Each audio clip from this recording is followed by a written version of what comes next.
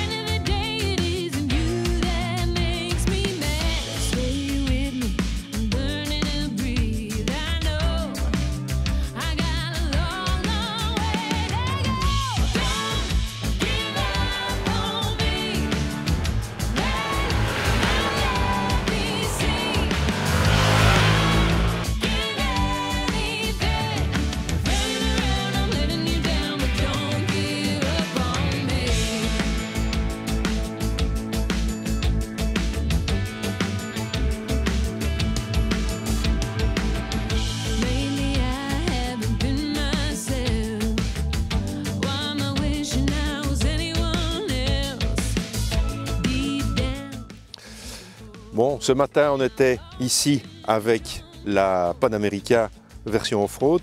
On a roulé cet après-midi sur la route avec cette version S avec les suspensions semi-actives.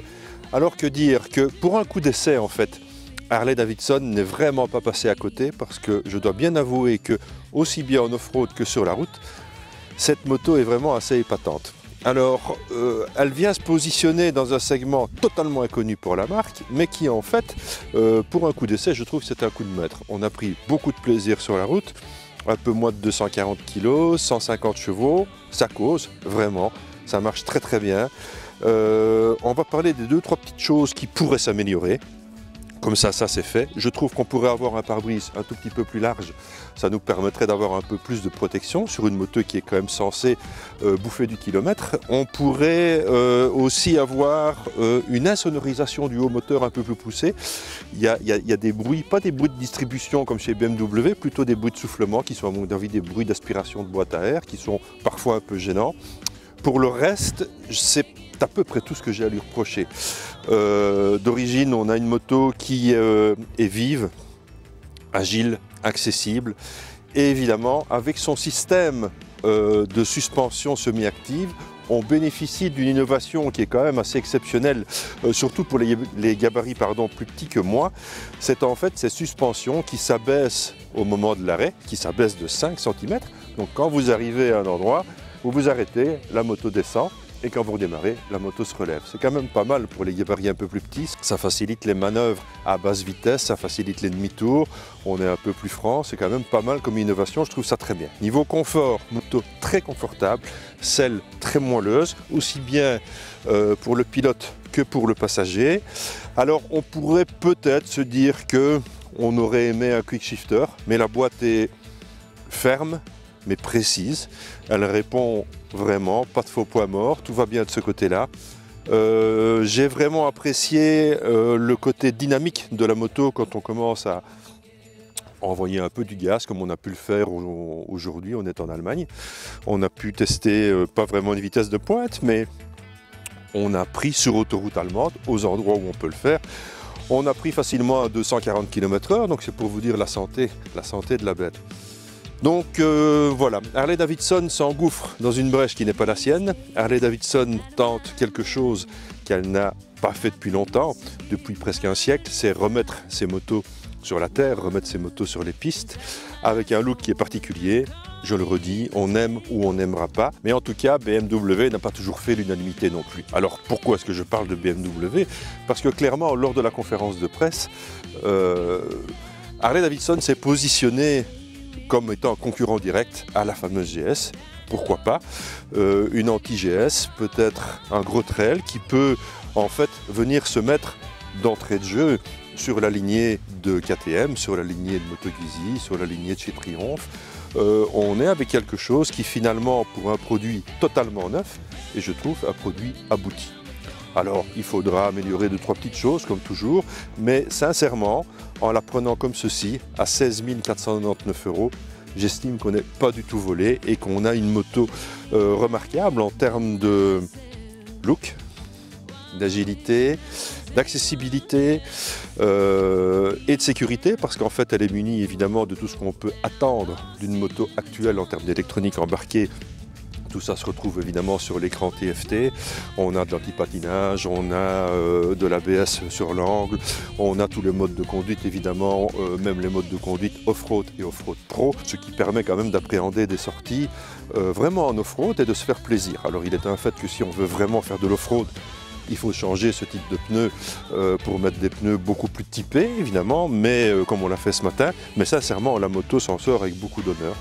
Donc grosse surprise de l'année 2021, on a bien fait d'attendre, mais en fait cette Panamérica, la voilà. Et cette Panamérica, je vous assure, ne m'a pas déçu, loin de là. Je vous engage à aller faire un petit tour sur cette machine quand elle sera disponible chez les concessionnaires, c'est-à-dire à partir de fin mai. Il y aura probablement des modèles à l'essai. On va viser une autre clientèle que la clientèle Harley-Davidson habituelle, évidemment, avec ce genre de machine. Il est, à mon avis, prévisible que ce très très bon moteur sera décliné sous plein d'autres versions chez Harley-Davidson, avec des roadsters, avec aussi peut-être pourquoi pas des customs. Ils l'ont plus ou moins annoncé, mais on attend évidemment de voir des nouvelles. En tout cas, cette Panamérica est étonnante, cette Panamérica étonne. Et je suis assez conquis. Alors est-ce l'anti-GS? Ça, ce sera plutôt à vous de le juger.